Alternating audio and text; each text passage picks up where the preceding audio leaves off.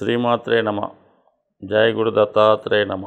ఈ వీడియోలో మనం జూన్ 16 నుంచి 30వ తారీఖు మధ్యలో జరగబోయే పక్ష ఫలితాలు కర్కాటక రాశి వారికి ఏ విధంగా ఉండబోతున్నాయి అన్న విషయాన్ని మనం పరిశీలిద్దాం.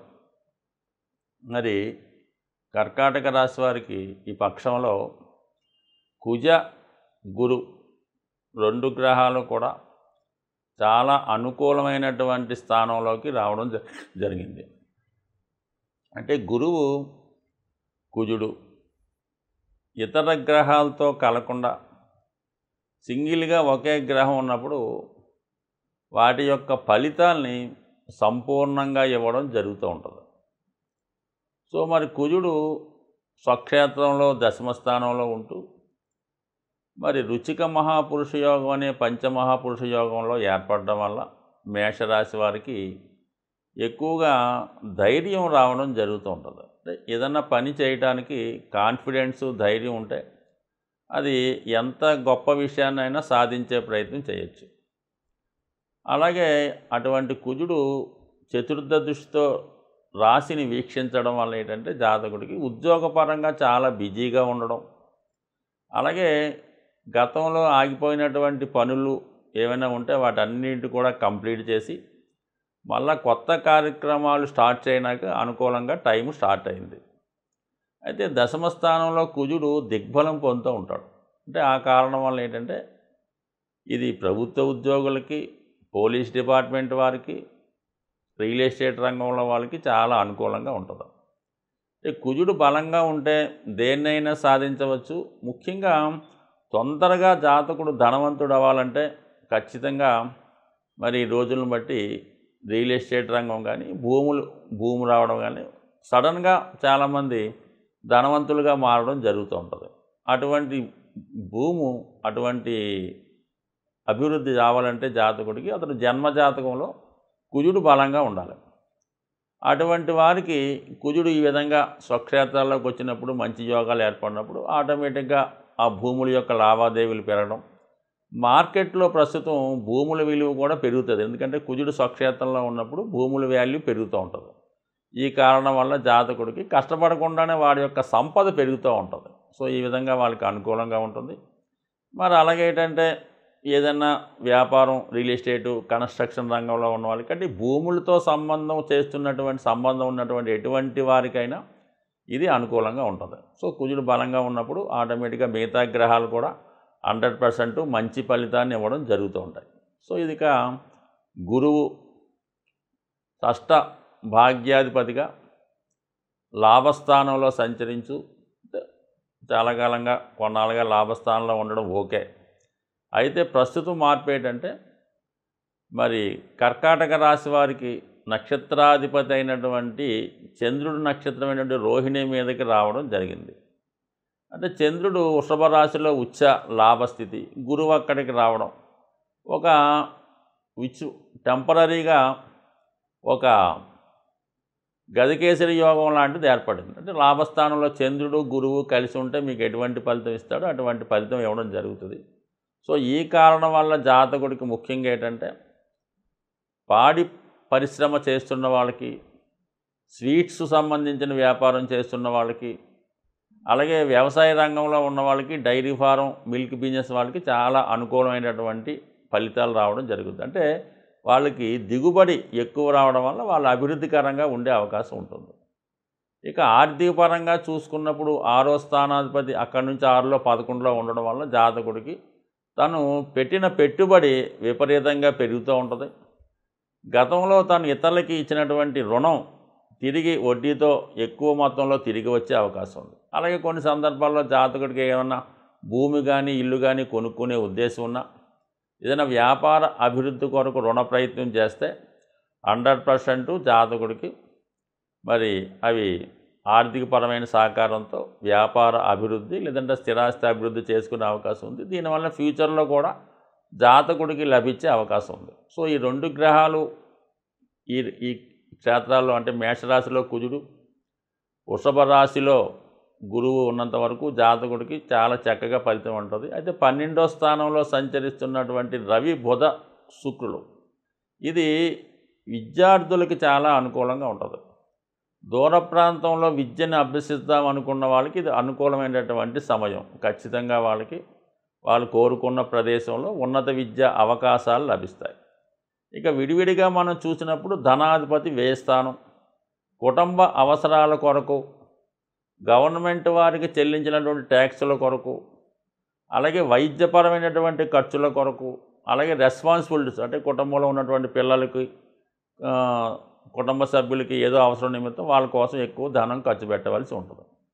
బుధుడు వ్యయంలో ఉన్నాడు.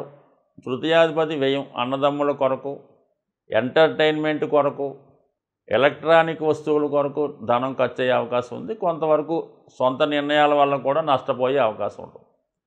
శుక్రుడు 12లో ఉన్నప్పుడు జాతకుడు అవసరానికి మించి ధనాన్ని ఖర్చు పెట్టడం జరుగుతూ ఉంటుంది. ఇది 1000 రూపాయలతో పోయేదానికి 4-5 వేలు ఖర్చు పెట్టి ఆ వస్తువు కొనడం జరుగుతూ ఉంటుంది. అలాగే ఆత్మీయులకి, ముఖ్యంగా పరిచయం ఉన్నటువంటి స్త్రీలకి విలువైనటువంటి బహుమతుల రూపంలో వాళ్ళకి కొనిచ్చి వాళ్ళ యొక్క స్నేహాన్ని అభిలషించడమో, ఆశించడమో, వాళ్ళని మంచి చేసుకోవడమో జరిగే అవకాశం ఉంటుంది.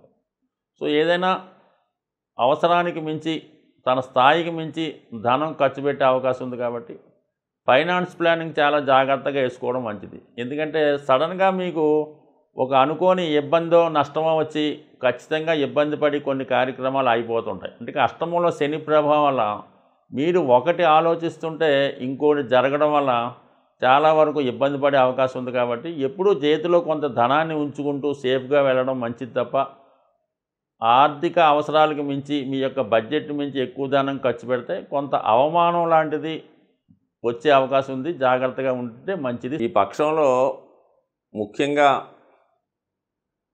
ఎవరైనా సరే శని యొక్క ఇబ్బందులు గురవుతూ ఉన్నారో, అంటే ప్రస్తుతం మరి కొన్ని రాసుల వారికి శని అష్టమ, అర్ధాష్టమ, ఏలినాటి శనిగా ఇబ్బంది పడటం జరుగుతుంది కదా.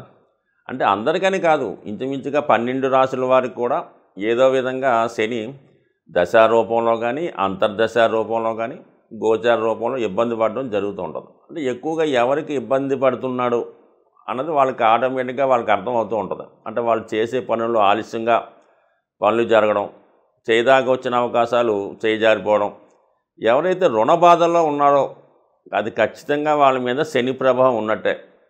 శని ప్రభావం లేనివాడు ఖచ్చితంగా ఒకరి దగ్గర అప్పు చేయడం అనేది జరగదు. ఇదే జస్ట్ సింపుల్ ఎగ్జాంపుల్ చూసుకోవచ్చు. మీరు రుణగ్రస్తులై ఉన్నారంటే ఖచ్చితంగా మీ మీద శని యొక్క ప్రభావం ఉన్నది. ఆ రుణం తీసుకున్న విషయంలో కానీ, మీరు ధనం ఖర్చు పెట్టే విషయంలో కానీ ఏదో ఒక ఇబ్బంది ఉంటుంది. అంటే ఇబ్బంది అని కాదు, అది ఒక వినండి మైనస్, ఒక వ్యసనం అనుకోవచ్చు, ఒక బలహీనత అనుకోవచ్చు, లేదంటే ఇంకొక విధంగా యాక్టివిటీ అనవచ్చు. అంటే అది వాస్తవంగా మీరు ఈ స్థితికి రావడానికి ఒకసారి ఆలోచిస్తే అందులో ఏదో ఒక మిస్టేకు మీ జాతకంలో ఉంటుంది. అది స్త్రీ బలహీనత, జోదమా, వ్యసనమా, తాగుడు, ఏదో ఒకటి ఉంటుంది. చాలామంది బాధపడవచ్చు. కానీ ఆ కారణం వల్లే జాతకుడు రుణగ్రస్తుడు అవ్వడం జరుగుతూ ఉంటుంది. అది ఇండికేషన్ అన్నమాట. దాన్ని మనం బయటపడితే ఆటోమేటిక్గా మీకు శని ప్రభావం తగ్గినట్టుగానే భావించాలి. ఎవరైతే ఎక్కువగా అవమానానికి గురవుతున్నారో, సమయానికి మీరు తీసుకున్నటువంటి ధనం తిరిగి చెల్లించలేక మాట పడవలసి వస్తుందో వాళ్ళు అద్భుతంగా ఈ రాబోయే రోజుల్లో ఒక పర్టికులర్ రెమెడీ ఏంటంటే, మీరు ప్రతిరోజు మార్నింగే లేగండి. అంటే ఇంచుమించుగా 6 గంటలు 5:30కి లేగడం చేయండి.